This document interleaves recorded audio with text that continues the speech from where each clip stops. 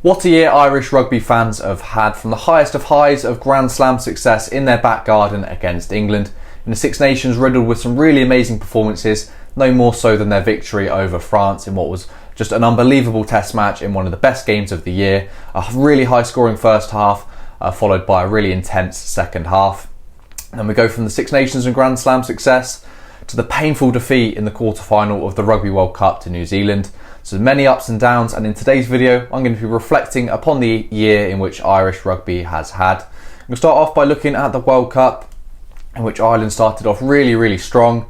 They had a couple mediocre performances, I think you could say, in the warm-up matches against most noticeably Italy, which was a decent performance, and then they struggled quite a bit against Samoa, and we saw what Samoa did to England later in the tournament, so potentially not something to get hung up on. But they started the World Cup campaign really impressively. Despite conceding an opening try against Romania, they really did kick on from there. Really good high scoring performance against Romania and Tonga in what was perfect rugby conditions, especially for the Romania game. It was absolutely brilliant to see. The ball going through the hands was just exceptional from the Irish, and it really showed off the handling skills they do have amongst the forward pack, especially. The backs always tend to have good hands, but it was the forwards which really, I thought, set them apart from many different forward packs. And then the Tonga game was followed by a really gritty performance against South Africa, holding off a late South African drive to the line to win that match, which was an unbelievable game. And I think it was the birth of the song Zombie. Since that game, every Irish match you heard that echoing around the stadium, and was one of my favourite parts of the World Cup. And the South Africa game was followed by a really good performance against Scotland, an unbelievable first half in which I think the Irish scored 4 tries and really blew the Scots away, in which was a must-win game for Scotland. I think there was a chance Ireland, if they lost the game, would get knocked out of the World Cup. I think Scotland needed quite a bit of points difference though, so it was unlikely to happen, but nevertheless the Irish put on a great performance. And then there was a really painful defeat against New Zealand, in which an Irish defence, which has looked so strong throughout the tournament, leaked quite a few tries and unfortunately sent the Irish back to Dublin.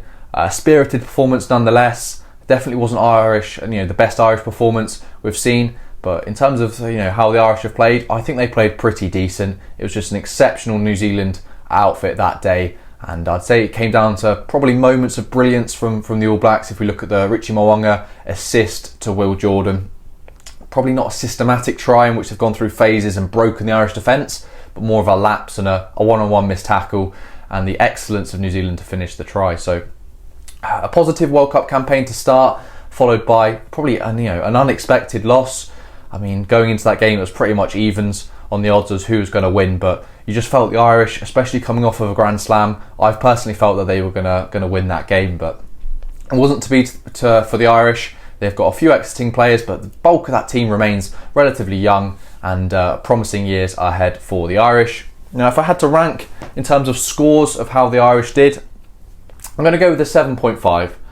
Now, look, if you look at the Irish side, with exceptional talent throughout, potentially they're expected to go on and win the tournament, so 7.5 might be a little bit flattering. But if you look at the way they lost as opposed to the actual result, they performed so well and were so spirited and played such a brilliant brand of rugby throughout the tournament, and especially when we're looking at the year as a whole, the Grand Slam success does bump it up massively. You could even be looking at 8, especially when you consider the first half of the year. Now, in terms of attack and defence, I thought the Irish attack throughout the tournament was superb, 8.5. The only game in which they didn't really get their attack going was the Springbok game, in which both teams only scored 1 try, but I think that's more the nature of the test match, the conditions. The Irish do tend to back themselves off set piece, as opposed to taking the 3 points, which we could even discuss as a problem as to why they potentially got knocked out. But some brilliant Irish attack throughout the tournament, especially going back to the Six Nations as well. If you turn up to watch Ireland play at the Aviva Stadium, you expect to see tries, and they deliver just that. Some really good attacking phase play, blended in with some really good strike plays. The Irish attack really did blossom this year. Now the defence, I'm going to give the defence a 7.5. Some really good defensive performances from the Six Nations right through to the World Cup. But it was the game in which let them down, I felt, was the New Zealand game. As I said, it wasn't necessarily defensive. Your defence coming under so much stress that it sort of fractured. It was more just concentration and lapses and some individual brilliance from the All Blacks. So I did expect the Irish defence to hold up better against New Zealand. but I do think it was more the brilliance of New Zealand, and I thought the Irish attack in the All Black game was phenomenal as well. Some really nicely constructed tries. Not that it goes for much, but I have to say the Irish had to work a lot harder for their tries, go through a lot more phases to win the match, as opposed to New Zealand winning it off brilliance alone. I say brilliance alone. They went through some good attacking phases throughout that game, but it was the real moments of brilliance via their key players in which turned the tide in their favour. If you look at the Bowden Barrett chip and chase, and then the Will Jordan, Richie Mwanga link up, some really key players stepped up for them. Now, if we look at the standout performers, I've gone with a few standout performers here. There's quite a few of them, but I've gone for Jamison Gibson Park. Hopefully these will stay on the board. Gary Ringrose. I've then gone for Bundy Aki, Gary Ringrose centre partner. Andrew Porter, who was just simply phenomenal. And then the one and only Johnny Sexton. All of these performers really stepped up throughout the year. I think Jamison Gibson Park really cemented himself in that number 9 jersey. When you've got Conor Murray as second fiddle, that really does say something about the quality of player Jamison Gibson Park is. And we look at Gary Ringrose in the number 13 jersey. And when I'm mentioning these players, obviously apart from Johnny, these guys are relatively young, so they'll be around for quite a bit longer, which is a really sort of dangerous prospect going forward. So I mentioned Gary Ringrose. His ability to step in and add the bits to his game in which he potentially hasn't had if you go back sort of quite a long time. He's really added in some distribution. He's coming in to be a creator as opposed to a really strong runner. And then talking of strong runners, not many are better than Bundy Aki. Easily the best Irish player of the World Cup, and he was good in the Six Nations as well. Just amazing power through the carries. Has really added some brilliant attacking skills from passing. So I remember his missed pass, I think it was against England in the Grand Slam match, sort of what was it, 15-20 metre plus missed pass to Keith Earls on the wing.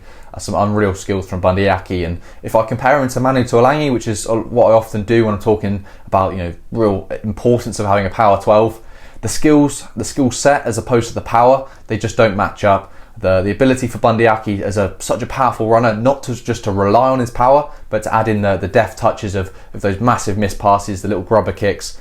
He really is quite a phenomenal talent.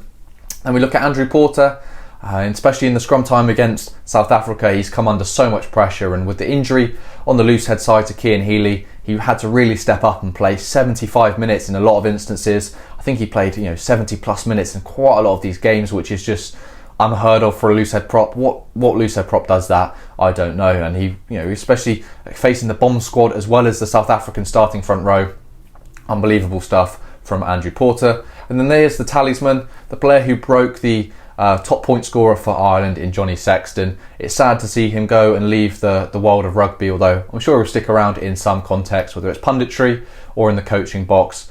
Johnny was exceptional throughout the year.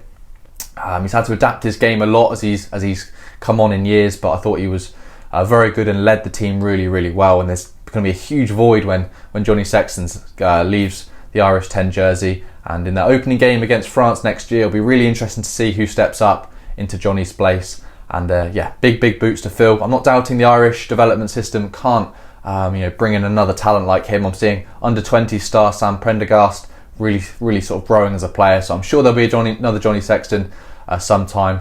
But Johnny Sexton's a generational player amongst the Irish team, and will definitely go down as one of the greatest to wear that green jersey, and definitely the green number 10 jersey.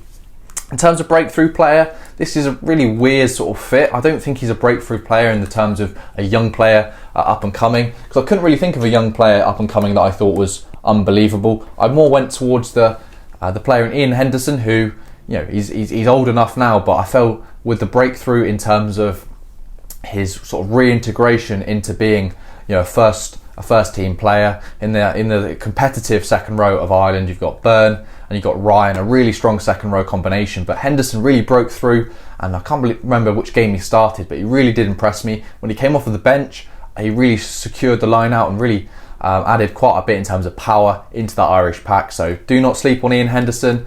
He's been around a while, but he's still got some stuff to add for that Irish team. And unfortunately, this is the one in which is the most painful to do. Who's going to be leaving the Irish squad? As far as I'm aware, there's two key players in Keith Earls and then our man Johnny Sexton, who both leave a legacy in the Irish jersey.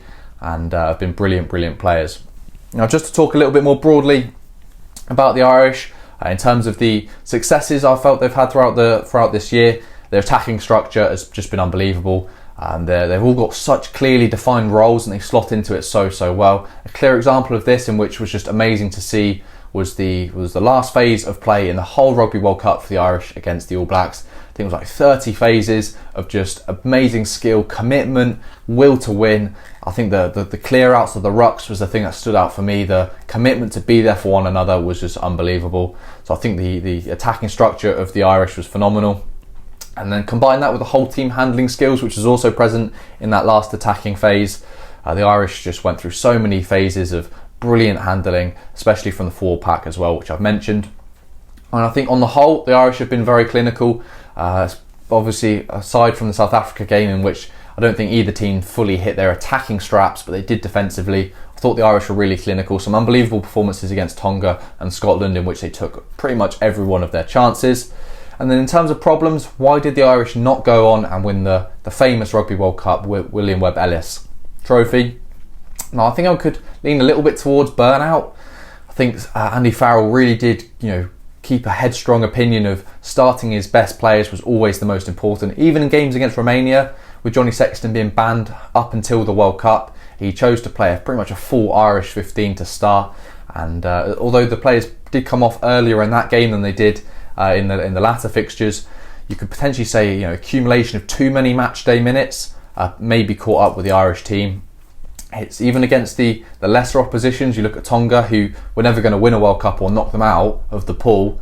They're still a very strong and physically demanding team, in which all the players, they can't have an off day, and they can't try and just think, I'll just get through the game. They have to be on their mettle, especially when selection places are up for grabs. So maybe Andy Farrell playing all of his starting team early on maybe led to some burnout, but there's an obvious caveat to that of the combinations were so good, the chemistry of the players were built up, so it's really 6 of one and half a dozen of the other. The line out was probably one of the weaker points of the Irish game. It really did falter in some key moments against New Zealand and against South Africa. The South African game was a real worry in terms of the line out. There's been sort of a bit of foreshadowing of this coming in from the warm-up matches. I think it was Samoa disrupted the Irish line out quite well as well. So definitely something to consider from the Irish point of view. If that line out had been a little bit more secure, especially with Johnny opting to go to the corner as opposed to points, maybe that played into it as well. And then quarter-final defence is the obvious one, conceding quite a few tries. I think it was either 3 or 4 tries in that game. So that's something to consider as well, which will be disappointing considering how strong the Irish defence has been prior to the World Cup. And then penalty decision making. This is always a controversial one. It's very difficult to try and put your finger on it. Is it better to go for the 3 points? Is it better to kick to touch? It ultimately comes down to, did you come away with a try, or did you take the 3 points? Now, if there's a gimme 3 points, in my opinion, World Cup knockout match, take the 3 points. We saw the World Cup was won on kicking the 3 points, especially in the semi-final, England-South Africa. And then in the final, with 2 brilliant attacking outfits in New Zealand and South Africa, it came down to 1 try scored by New Zealand, and then a shed load of points off the boot of Andre Pollard. So maybe taking the 3 points was the better decision. In terms of the action plan, I think a lot of depth has to be built in the loose head prop and number 10 jersey. I think Andrew Porter definitely needs some help on that side of the scrum, balancing his game time minutes, especially going into the Six Nations. How can they develop some real strength there? I've heard Cian Healy is sticking around, so if so, he's a very good option, especially at scrum time. But in terms of youth, it's really important they bring through another loose head prop. That being said, the depth across the whole Irish team is improving, and I think it's a real positive going forward. However, maybe a little bit more distribution of game time minutes amongst the whole team as opposed to just the starters could come into play. And then this man here, Johnny Sexton, I've spoken about him quite a bit already, but his importance and his sort of size of his role within the Irish team cannot be undermined. And they've got some really good Irish young 10s in Jack Crowley, Ross Byrne. Probably out of those two, who's going to be the leading fly half head going forward. But I think it's really important to develop these guys through, because the number 10 jersey is so important, and Johnny's had such a big role in terms of not only being a fly half but his leadership as well, and his goal kicking obviously too. So some big boots need to be filled there, in which is going to take some time and attention to really sort of coax the youngsters through. And then if we look even younger to that, young Leinster and Ireland player coming through, Sam Prendergast, bringing players like that through and creating and moulding the next Johnny Sexton is going to be so important. But as a whole, to wrap it up, it's been a mixed year for Ireland with some unbelievable successes, some unbelievable moments for the fans, especially with Zombie going around the stadium, and hopefully we'll hear that in the Six Nations. And Irish next game is France away. Now that is just an unbelievable game to kick off the Irish Six Nations campaign, and I think this is going to be a real statement piece of the statement of intent from Ireland. If they can go away to France and win a match, and put their best foot forward to win the Six Nations, that will be a huge statement. And I'm sure France will want to do the same, considering both of the two teams came off quarter-final painful defeats to South Africa and New Zealand respectively. So yeah, really good moments for the Irish fans to indulge in throughout this year. But ultimately, the big tournament, they didn't deliver, which is so disappointing and frustrating from an Irish point of view and a Northern Hemisphere point of view. But looking amongst the team and looking at the standout performers, there's a lot more to come from this Irish team. They're only just getting started, and there's so much more to come from them. And I'm sure they'll be around in 4 years' time to give it just as good a go as they did this year. And at some point, they will break the quarter-final curse. I was sure it's going to be this year, but if it's not this year, it will be in 4 years' time, I'm sure. So best of luck to the Irish going forward. And we do say goodbye to two brilliant players in the Irish green jersey in Keith Earls and Johnny Sexton, which we wish all the best for the future. Irish fans, please do let me know your thoughts in the comment section down below. How are you reflecting upon this year and the highs and the lows? And let me know your thoughts in the comment section down below, and I'll catch you in my next video. Thank you very much for watching.